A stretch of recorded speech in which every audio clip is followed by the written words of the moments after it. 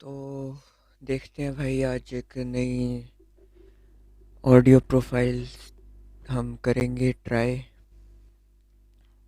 देखते हैं क्या ऑडियो में चेंज आता है। Let's see. ठीक है, तो सबसे पहले आज हम बात करेंगे बारे में मूवी एनिमल के। इसका 2 हफ्ते पहले मैंने किया था एनालिसिस। काफ़ी चीज़ें थी जो अ, सही नहीं लगी मुझे, वो मैंने बताई थी। काफ़ी सारी चीज़ें थी, जैसे गाने वगैरह वो अच्छे थे, वो भी इसके बारे में भी हमने बात की थी। बट कई लोग हैं जिन्होंने दिया अपना रिव्यू। काफ़ी क्या कहते हैं उसको, रीच काफ़ी हाई है उनकी।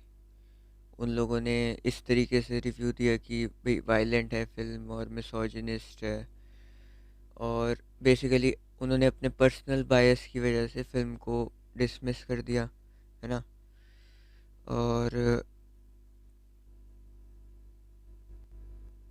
बहुत सारे लोग हैं, मतलब जैसे एक दो नहीं, काफ़ी लोग। अब उन लोगों को काफ़ी सारे जो उनके ऑपोजिट बेसिकली जो अग्री नहीं करते उस बात से, उन लोगों ने मैसेजेस भेजे होंगे, कमेंट्स दिए होंगे। तो वो सारी चीज़ें हुई। इसके बाद एक वीडियो आई last week, I think last week की आई थी, ध्रुव राठी की। तो अगर ध्रुव राठी नहीं पता तो भाई यूट्यूब थोड़ा सा खोल के देखो, और पहले पेज पे ही मिल जाएगा Dhruv Rathee. At least YouTube India पे तो टॉप पे ही रहता है वो। रीसेंट इवेंट्स या न्यूज़ के बारे में वीडियोस बनाता है वो। करंट अफेयर्स वगैरह सारी चीज़ इन सब, मतलब अब आजकल कुछ रिसर्च ओरिएंटेड वो भी बनाता है, रैंडम टॉपिक से रिलेटेड। तो उसने वीडियो बनाई एनिमल के बारे में। मैं भी देख लेता हूँ उसकी video, like once a month, क्योंकि रिकमेंडेड पे आ ही जाता है वो काफ़ी। तो एक आध वीडियो देख लेता हूँ मैं एक महीने में। एक और वीडियो उसकी देखी थी, उसके बारे में बाद में बात करेंगे। पर ये जो एनिमल वाली मैंने देखी इसकी, इसमें इसका भी जो क्या कहते हैं ओपिनियन था, वो इसी साइड था कि वायलेंस है, मिसोजिनी है, और ये लोगों को मिसोजिनिस्ट बना सकती है या वायलेंट बना सकती है। तो पर्सनली मतलब मैं तो इस ओपिनियन से सब्सक्राइब नहीं करता। पर बाकी लोगों ने, जो बड़े और यूट्यूबर्स हैं, उन्होंने तो उसी टाइम उसको पकड़ लिया, क्योंकि ये राठी भाई ने अपने पहले वीडियोस में नेटफ्लिक्स के साथ वो करते हुए, प्रमोशन टाइप एनालिसिस करते हुए, गैंग्स ऑफ वासेपुर और क्या कहते हैं ब्रेकिंग बैड वगैरह सीरीज़ सबकी क्या कहते हैं सराहना की थी। ठीक है, उनको अच्छा बताया। और यहाँ पे ये एनिमल को ऐसे बता रहे हैं। तो बेसिकली इन्होंने, राठी भाई ने प्लॉट को ज़्यादा एड्रेस ना करते हुए, जो वैल्यूज़ वो प्रोवाइड कर रहा है उसको वो किया कि लोग इसको देख के ऐसे बन जाएंगे। तो अब वो ये वाली लाइन उसमें चली जाती है बेसिकली, जो कि वीडियो गेम खेलने से लोग वायलेंट हो जाते हैं या वो सारी चीज़। तो मुझे तो भाई पर्सनली ऐसा लगता नहीं है। इनबिल्ट फ्रस्ट्रेशन है जिनकी आउटलेट ये सारी चीज़ें होती हैं। हो सकता है वो क्रिएटर की फ्रस्ट्रेशन हो जो उसने मूवी में डाली है, और या फिर लोगों की फ्रस्ट्रेशन हो जो वो उस मूवी को देख के निकाल दे रहे हैं। बट आई डोंट थिंक कि एक्सप्लिसिटली मूवी को देख कर के कुछ होगा इम्पैक्ट लोगों पे कि ये मूवी देखी तो ऐसा हो गया। और बाकी जिन लोगों पे हो रहा है उनके लिए एडल्ट आपने सर्टिफिकेशन दे ही दिया है मूवी को। तो अब उसमें बात ये आती है कि एडल्ट अगर किसी मूवी को दे दिया है तो क्या छोटे बच्चे वगैरह उसको नहीं देख पाएंगे? तो हाँ, देख लेंगे, देख सकते हैं, मतलब काफ़ी तरीके हैं। बट कोशिश तो यही है कि ना देखें, टारगेट उनके लिए नहीं किया गया है मूवी को। तो वो जितना इसको ना देखे उतना अच्छा है उनके लिए। अब अगर उसके बाद भी वो क्योंकि क्या नाम है, तोड़ तो हर चीज़ का निकल ही जाता है। जो ताले होते हैं वो कॉमन लोग के लिए ही होते हैं, चोरों के लिए तो कोई ताले होते नहीं हैं। तो अगर बच्चे देख रहे हैं जो कि एडल्ट नहीं है, तो उन पे इम्पैक्ट पड़ेगा इस चीज़ का। और उन पे तो और भी बहुत सारी चीज़ों का इम्पैक्ट पड़ेगा जो एडल्ट हैं पर उनको नहीं देखनी चाहिए और वो देख रहे हैं। तो वही सारी चीज़ें अवॉइड करने का हमारे पास या तो कुछ तरीका हो, या फिर हम अ, उनको उतनी वैल्यूज़ दे पाए कि वो इन चीज़ों से इम्पैक्ट इतने ज़्यादा ना हो, है ना। तो पर ऐसा कुछ ना करके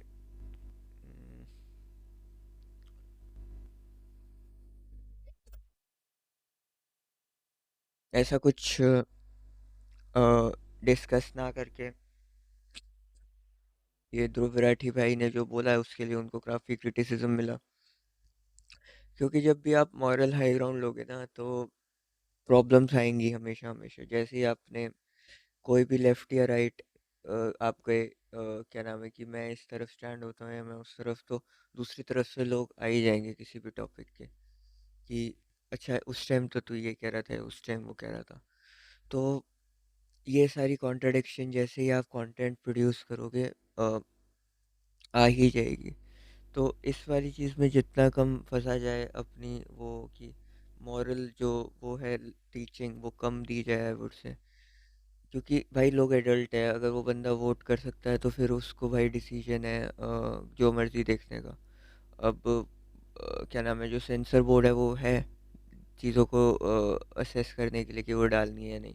और वो भी कोशिश करते हैं कि जैसे जब स्मोकिंग का कुछ दिखता है किसी भी मूवी में तो वो आगे चाहे एडल्ट भी हो उसमें भी smoking is injurious to health डाल देते हैं। और आज तक आई डोंट थिंक कि न्यूडिटी भी उन्होंने प्रमोट किया है कोई भी एडल्ट फिल्म भी हो। जैसे सीन्स कुछ न्यूडिटी के हों तो वो उसको भी सेंसर वगैरह कर देते हैं। इसके अलावा भी अगर कुछ एक्सप्लिसिट जो शब्द है अब्यूज़ है वो अगर होता है कहीं पे भी तो वो उसको भी हटा देते हैं अगर मूवी को ऑलरेडी एडल्ट सर्टिफिकेशन है तो भी।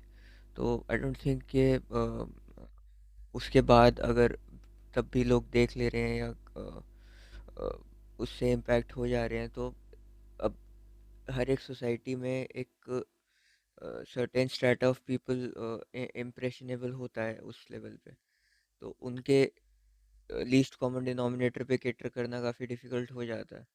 आपको एवरेज जनता को देखना पड़ेगा कि वो इम्पैक्ट हो रहे हैं नहीं। और इससे ज़्यादा वायलेंट चीज़ें आई थिंक इंटरनेशनल सिनेमा में बनती हैं, या इंटरनेशनल भी मतलब अमेरिकन ही नहीं, काफ़ी जैसे कोरियन है या जापान जापानीज़ है तो बनती हैं चीज़ें। अगर आप उससे फेमिलियर नहीं हो और आप ये पहली बार देख रहे हो तो मेरे हिसाब से बस ज़्यादा आपका दिमाग खुलेगा, पता लगेगा आपको कि और क्या क्या चीज़ें हो सकती हैं, पॉसिबिलिटीज़ क्या क्या हैं। नहीं तो अ, क्या नाम है, इतनी सीरीज़ देखी है, सब कुछ देखी है, वायलेंस भी होता है और इस तरीके की चीज़ें भी हैं। बट अगर आप उसको प्लॉट के बेसिस पे वो करने की कोशिश करोगे, क्रिटिसाइज या डिस्कस या रिव्यू, तो मुझे लगता है कि ज़्यादा लोग उसको एक्सेप्टिंग होंगे।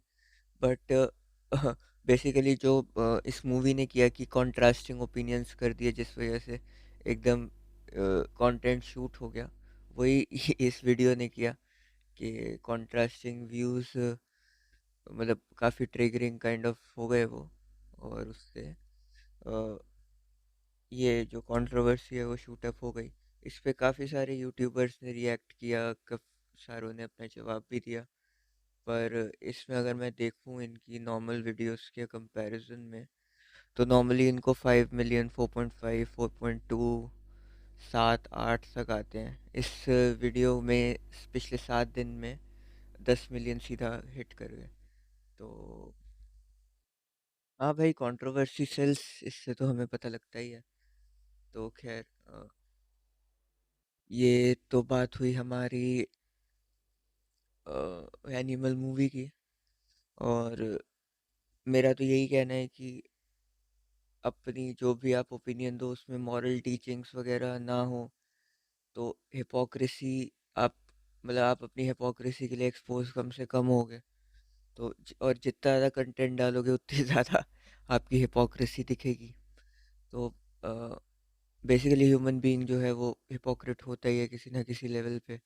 और आप जब कंटेंट डाल रहे हो तो एसेंशली आप अपने आप को बात करते हो, रिकॉर्ड कर रहे हो, और जितना ज़्यादा आप डालते जाओगे उतना ज़्यादा आप अगर अपने व्यूज़ में ग्रो भी हो रहे हो तो भी कहीं ना कहीं लोग पिछली आपकी चीज़ें दिखा के बोलेंगे कि इस टाइम तो ऐसा था या उस टाइम ऐसा था, अभी ये ओपिनियन चेंज कैसे हो गई या समथिंग।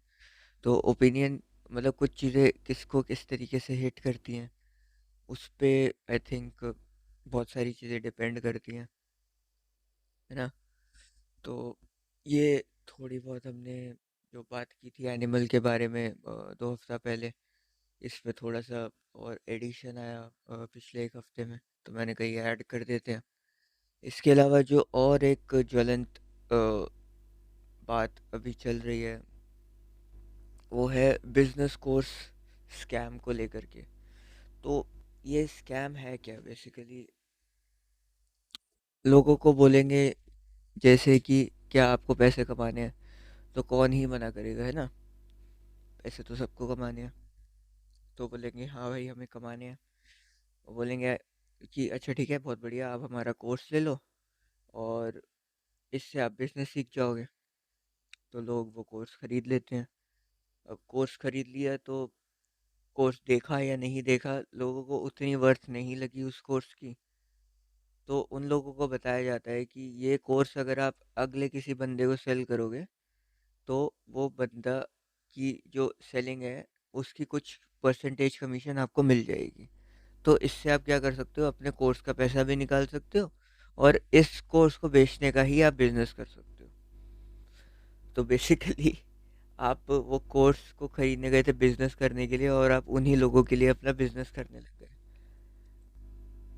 उन्हीं लोगों के लिए आप ये कोर्स बेचने लग गए, तो आप उन्हीं के ही एम्प्लॉय बन गए काइंड ऑफ, बिना उनके फॉर्मल एम्प्लॉय बने कोट अनकोट। तो अब इससे क्या हुआ कि आपको लग रहा है कि हाँ मैं अपने पैसे निकाल लूँगा, और दूसरे लोग को आप कन्विंस करने पहुँच जाते हो। दूसरा बंदा अगर ख़रीद भी लेता है तो उसके साथ भी यही होता है, दूसरे से तीसरा, तीसरे से चौथा, और इसको ये बन जाती है एक लंबी सी चेन। ठीक है। और इससे बेसिकली बन जाता है मल्टी लेवल मार्केटिंग, यानी कि MLM। तो ये तो भाई चीज़ें बहुत सालों से चल रही है। ये बिजनेस कोर्स आते हैं, प्रोडक्ट्स आते हैं, मेकअप लाइंस आती हैं, डब्बे आते हैं, कुछ भी आता है, कोई भी प्रोडक्ट है, ये मॉडल किसी पे प्रोडक्ट पे भी अप्लाई हो जाता है। ठीक है। अब रिसेंटली क्या हुआ, लास्ट वीक आई थिंक, एक बड़े मोटिवेशनल स्पीकर हैं, शायद दिल्ली से ही हैं आई थिंक, संदीप महेश्वरी नाम के। उनके यूट्यूब पे इस टाइम सब्सक्राइबर अभी चेक करके बताते हैं आपको, लेटेस्ट संदीप महेश्वरी एस लिखते ही आ जाते हैं भाई यूट्यूब पे। 28.5 मिलियन, 18.2 मिलियन। तो ये इन्होंने वीडियो बनाई, कब कब डाली ये वीडियो इन्होंने, 6 दिन पहले। 6 दिन पहले ये वीडियो डाली कि बिग स्कैम एक्सपोज करके। इस पे इन्होंने बात करी, कोई बंदा कह रहा था कि मुझे वो लोगों ने कोर्स बेचा और उसके उन्होंने बोला कि आप ये कोर्स अब आगे बेचो तो आपको इसकी कमीशन मिलेगी, और मेरे इसमें पैसे इतने चले गए उतने चले गए। तो एसेंशली MLM ही बन गया ये।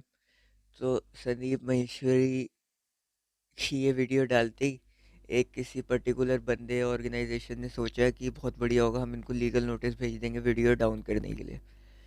तो अगर किसी को यूट्यूब का थोड़ा सा भी ज्ञान हो तो उनको पता होना चाहिए कि लीगल नोटिस से कुछ होता नहीं है बेसिकली। तो हुआ क्या इससे कि जिन्होंने भेजी थी वही लोग लाइमलाइट में आ गए। तो अब ये इनिशियल वीडियो पे कुछ होता है नहीं होता, संदीप महेश्वरी ने उसके साथ साथ एक कम्युनिटी पोस्ट डाल दिया, आई थिंक 5 दिन पहले। हाँ, ये है कि my team is under a lot of pressure to delete my latest video. Let me make it absolutely clear, we will not delete it under any circumstances. In fact, the person who exposed this scam in the video has been getting a lot of calls. अच्छा, जो बंदे ने बताया था, बोल रहा था जो इसके बारे में, to change his statement, we have all the call recordings. I have a feeling that it's going to get bad, but I am ready for it because I'm taking this stand for our society. uh, I know I am not alone. All of you are standing with me, right? तो इन्होंने ये पूछा। और उसके बाद basically इनकी video पे traction तो बहुत आया। इनकी नॉर्मली जो वीडियोस रहती हैं वो 28.5 मिलियन और सब्सक्राइबर होने के बाद भी 250 के, मैक्सिमम 500 के ऐसे होती है। ये वाली जो स्कैम वाली एक्सपोज वाली थी ये 4.5 मिलियन हो गई। ठीक है। अब इसके बाद इन्होंने कम्युनिटी पोस्ट भी डाल दिया। इसके बाद क्या हुआ, लोगों की और सपोर्ट आने लग गई। ठीक है। और वो जो थे बेसिकली उन्होंने अपने आप के पैर पे कुल्हाड़ी मार ली, ये लीगल नोटिस और ये सारे प्रेशर वेशर करके। उनके बारे में बात हो रही थी या नहीं हो रही थी, लेकिन अब तो बात उन्हीं के बारे में हो रही थी। ठीक है। अब इसके बाद क्या हुआ, इसके बाद ये आई थिंक 3 दिन पहले, लेट मी सी, 4 दिन पहले इन्होंने एक और कम्युनिटी पोस्ट डाला कि मेरे प्यारे, और उस इंसान का नाम जिन्होंने ये लाइमलाइट में आ गए, जो इस वजह से एक तरफ से आपने मेरी टीम को लीगल एक्शन की धमकी दी, ब्रैकेट्स में अभी मैंने आपकी कॉल रिकॉर्डिंग सुनी, और दूसरी तरफ अ, आप और दूसरी तरफ से आपने मेरे घर पर अपने एम्प्लॉय को भेजा, वो भी एक बार नहीं बार बार। क्या आपको सच में लगता है कि मैं आपकी धमकियों से डरता हूँ? डरता वो है जो कुछ गलत करता है। मैं अपने फ़ायदे के लिए नहीं बल्कि सबके फ़ायदे के लिए काम करता हूँ, और मरते दम तक करता रहूँगा। ठीक है भाई, वर्चुअल सिग्नलिंग जो भी है। आप जैसे लाखों लोग मिलकर भी मुझे नहीं रोक सकते, हो गया। और मुझे अकेले मत समझने, और मुझे अकेला समझने की गलती मत करना। पूरी यूट्यूब कम्युनिटी मेरे साथ है, ओके। सारे यूट्यूबर, छोटे से छोटे और बड़े से बड़े, अब आपको खुलकर एक्सपोज करेंगे। आपका नाम लेकर आपके बिजनेस के बारे में, उन्होंने कोट्स में कुछ लिखा है वो नहीं पढ़ रहा मैं खुलकर बात करेंगे। इसको फ्रीडम ऑफ स्पीच कहते हैं, ब्रैकेट्स में लिखा। किस किस को धमका कर उनका वीडियो डिलीट करवाओगे? एक डिलीट होगा, 1000 वीडियोस बनेंगे। पब्लिक से कोई नहीं जीत सकता, फिर चाहे वो सीएम हो, कोई सीएम या पीएम ही क्यों ना हो। तुम तो चीज़ ही क्या हो, now it's public versus whatever. So इन्होंने तो नाम लेके लिखा है यहाँ पे, मुझे कोई नाम वाम नहीं लेना भाई। तो बेसिकली इस बंदे का यहाँ पे आ गया नाम वाम, किसी को देखना हो तो आके देख ले भाई, ऐप खोल के यूट्यूब की वेबसाइट पे जा करके। ठीक है, ये हो गया। इसके बाद 2 दिन पहले भी इन्होंने एक ये डाला, पोस्ट की, सेलिंग अ कोम और course to those who need it is not a scam.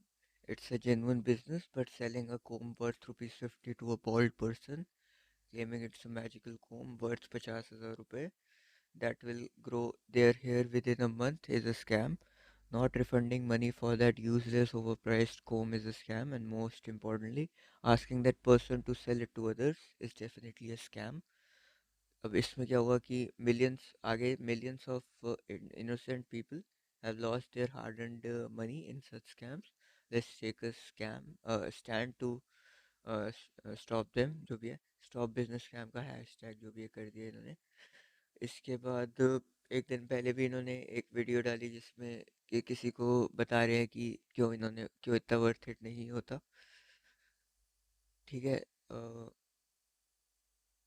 ये सब करना, कोर्स वगैरह बेचना और ये सारी चीज़। अ, ठीक है। अब इसमें क्या हुआ, एक और जो हमारे बड़े यूट्यूबर हैं, टेक्निकल गुरुजी, उन्होंने भी आज एक वीडियो डाल दी कि ये स्कैम क्या होता है और क्यों होता है इस तरीके से। उनकी भी रीच बहुत हाई है, अगर मैं अभी देखूँ यूट्यूब पे जाके, क्या नाम है, टेक्निकल गुरुजी, ओके, सेकंड नंबर पे आते हैं ये। कूल। इनके भी 23.5 मिलियन, 23.3 मिलियन सब्सक्राइबर है। इन्होंने भी बना दी वीडियो स्कैम्स के बारे में, पर ये तो खैर दिन में 2 वीडियो ही डालते हैं। तो इनकी वीडियो में क्या अट्रैक्शन रहती है मुझे नहीं पता, तो देखने में पता लग जाएगा।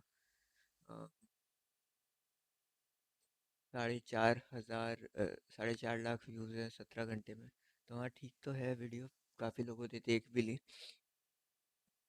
बेसिकली इन्होंने भी यही सारी चीज़ें बताई कि स्कैम क्यों है क्या है। और अब यही लग रहा है कि जो सारी दुनिया है वो इसी बंदे के और इसी की ऑर्गेनाइजेशन के बारे में ही बात कर रही है, जबकि हो सकता है कि वो लोग इन जनरल ही बात कर रहे होते हैं। तो ये मेरे हिसाब से बेस्ट एग्जांपल है स्ट्राइजेंड इफेक्ट का। अगर नहीं पता है स्ट्राइजेंड इफेक्ट तो गूगल करना। बेसिकली अगर आप किसी चीज़ को दबाने की कोशिश करते हो या बंद या बैन करने की कोशिश करते हो, तो वही चीज़ सबसे ज़्यादा लोगों को देखनी होती है। या एक वो क्या नाम है वो,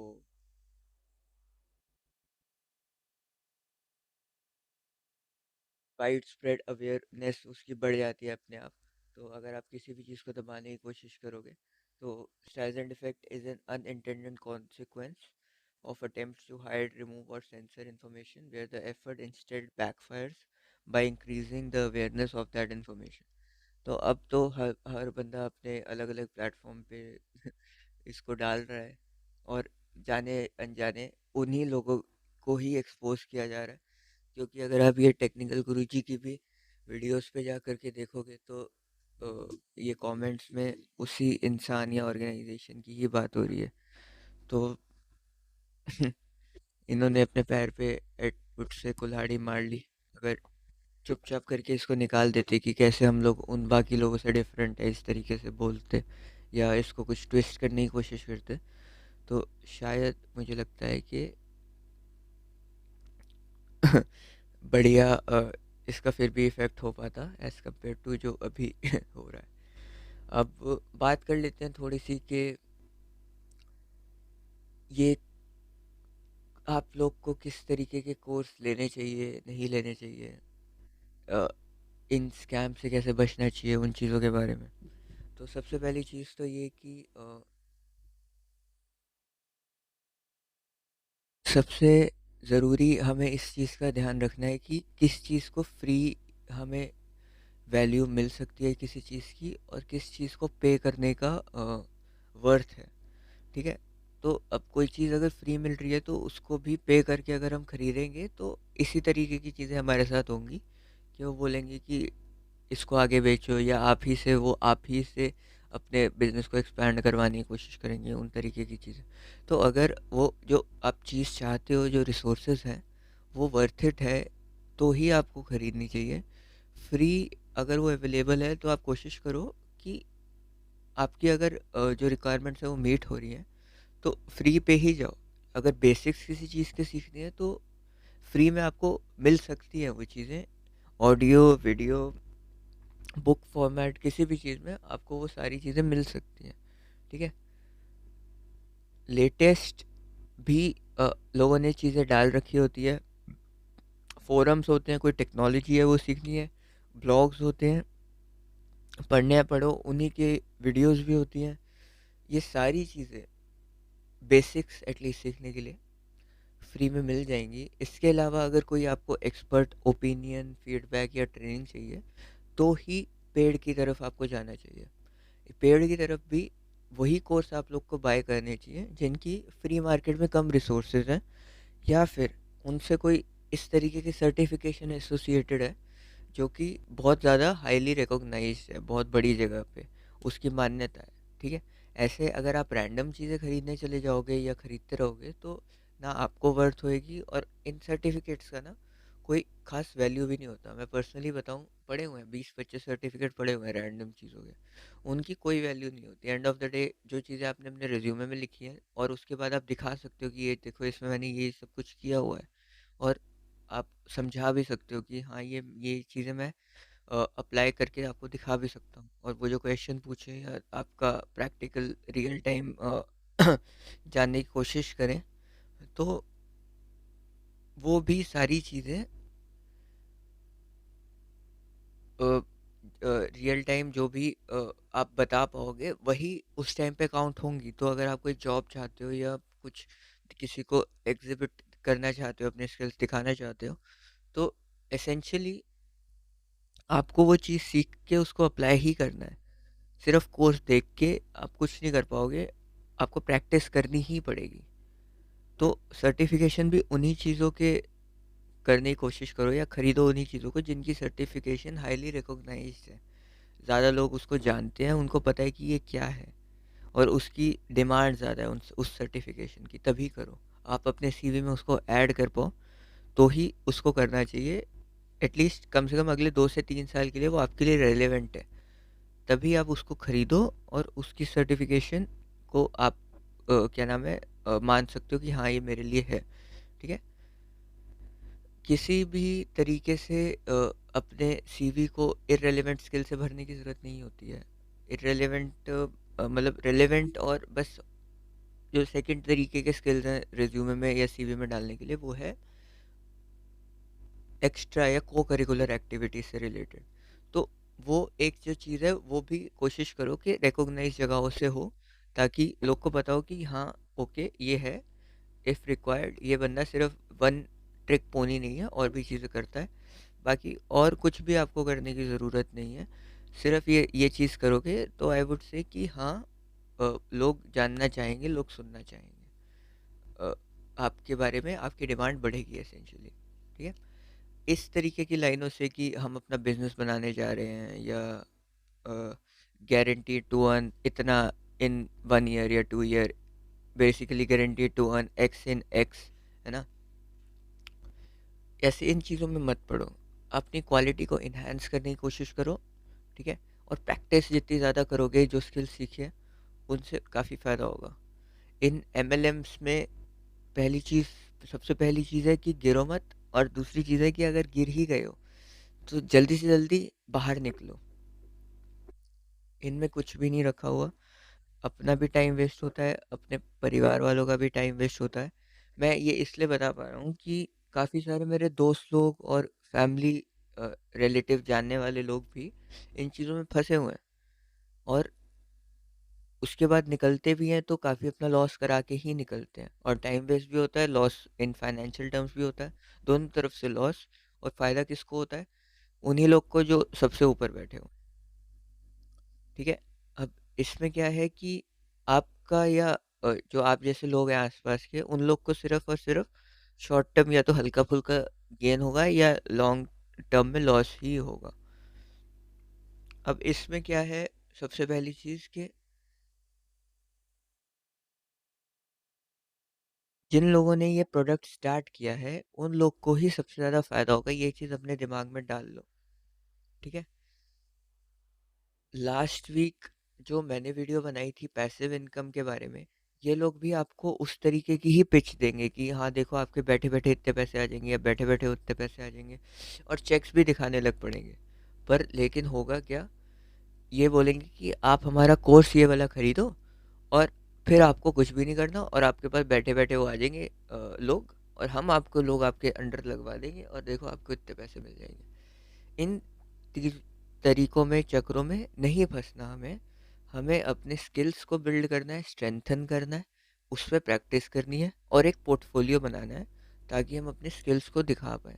ये चीज़ें बोलते हुए भी मुझे ये लग रहा है कि जो चीज़ें मैंने अभी की हैं, जो स्किल्स मैं अभी एग्जिबिट कर पा रहा हूँ, वो काफ़ी कम है। ठीक है, मुझे और 2-4 डिसिप्लिन्स में अपने जो स्किल्स हैं वो एग्जिबिट करने चाहिए। इसके लिए एक लाइव प्रोजेक्ट मेरे पास होना चाहिए जो मैं लोगों को हर टाइम दिखा पाऊँ। ठीक है, तो मुझे भी ये लगता है, बात करते हुए भी अभी मुझे सीख ये मिल रही है कि हाँ, जितना अपना पोर्टफोलियो स्ट्रॉन्ग करोगे उतनी ज़्यादा आपकी डिमांड बढ़ेगी।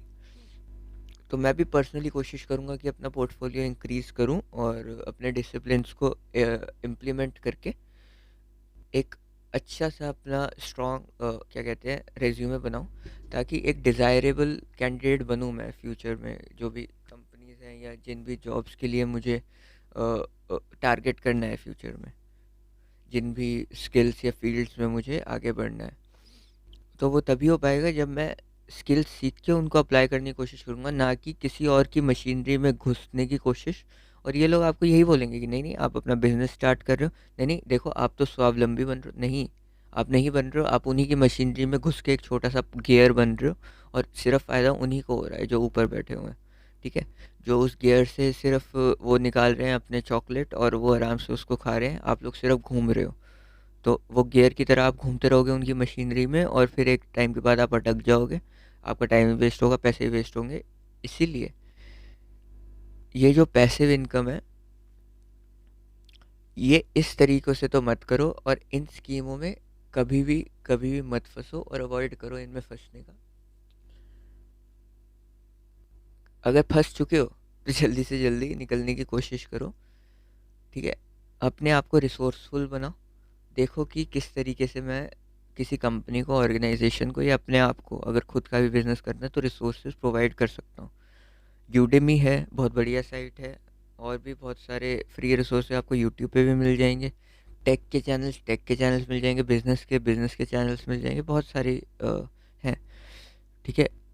किसी व्यक्ति ने अगर किसी बिजनेस में फोड़ा हुआ है, जो आपको लगता है कि हाँ इस बिजनेस में मुझे करना है कुछ बड़ा, तो उसके एटलीस्ट थॉट प्रोसेस से देखने की कोशिश करो कि वो क्या करता है, ठीक है? एक छोटा सा एग्जांपल मैं दूंगा जाते जाते, कि एक मैंने ऐड देखी यूट्यूब पे, कि मैं आपको सिखाऊंगा कि आप अपनी यूट्यूब वीडियोस या अपने को किस तरीके से अपनी ऑनलाइन प्रेजेंस बढ़ा सकते हो। तो अब वो बंदा जो कि मुझे ये सीख दे रहा है कि कैसे मैं अपनी यूट्यूब प्रेजेंस बढ़ा सकता हूँ, वो जो अपना बेस्ट होगा वही दे रहा होगा मुझे, तभी वो मेरे तक पहुँच पाया कि ऐड दिखा रहा है या कुछ भी कर रहा है, कि कैसे वो आपको कन्वर्ट करके अपने कोर्स तक लेके जाएगा। वो भी कोर्स ही बेच रहा था एंड ऑफ द डे। तो ये कोर्स सेलिंग का तरीका, कि एंड ऑफ द डे वो जो कर रहा है वही बेस्ट होगा, राइट? अगर आप ये सीख लो कि वो बंदे ने आपको कैसे फंसाया, या आप उस बंदे तक कैसे पहुंचे, ठीक है? या एंड जो गोल है कि वो उसने आपको फॉर्म भरवा दिया, क्या नाम है, आपकी ईमेल आईडी, नाम, नंबर वगैरह सब ले लिया, तो वो आपको उस तक कैसे ले आ पाया, वो सारी मशीनरी अगर आपने समझ ली, है ना, तो बस आप समझ गए, वो अपने लिए तो बेस्ट ही कर रहा होगा ना। अगर आप उसका कोर्स खरीदो चाहे ना खरीदो, आपने अगर उसका वर्किंग मैकेनिज्म देख लिया कि अच्छा इस तरीके से काम करता है, तो बस काम खत्म। आपने उसको सीधा रिवर्स इंजीनियर कर लिया बिना पैसे दिए, और ये भी सीख लिया कि ये इस तरीके की चीज़ें होती कैसी हैं। आप इस तरीके के कोई भी आपको कोर्स का या किसी भी चीज़ का ऐड या कुछ भी आ रहा है, आप एक बार उसकी लाइन में घुस करके और एक बार देख लो कि वो कर कैसे रहा है। रिकॉर्ड कर लो, इसको स्क्रीन रिकॉर्ड कर लो, सब कुछ कर लो, और उसके बाद आप 10 को एनालाइज कर लोगे ना, आपको अपने आप समझ में आ जाएगा कि अच्छा इस तरीके से लाइंस आप बना सकते हो। बेसिकली इसको फनल कहते हैं, बहुत सारी चीज़ें, वो सब आप छोड़ो।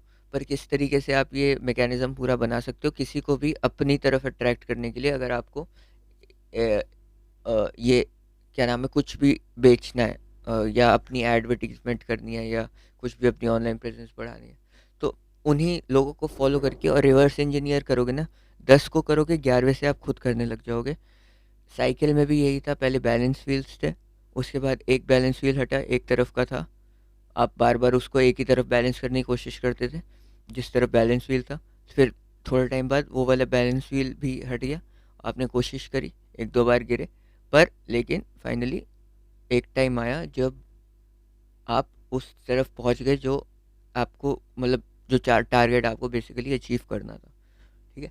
मेरी भी यही कोशिश है यहाँ से, कि मैं कुछ इस तरीके का सीख पाऊँ, कुछ कम से कम बोलना या बात करने का तरीका, कि